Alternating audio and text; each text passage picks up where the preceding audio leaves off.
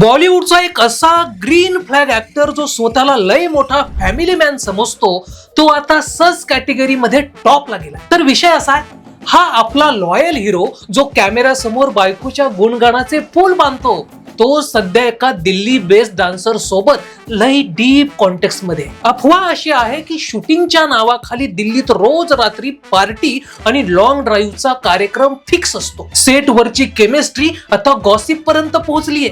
Scene एकदम फाडू आहे. नाही म्हणजे गंमत बघा, इकडे पीआर टीम त्याला बेस्ट हजबंड म्हणून प्रमोट करताय आणि तिकडे भाई साहब नवीन नात्याचा फ्लेक्स करताय.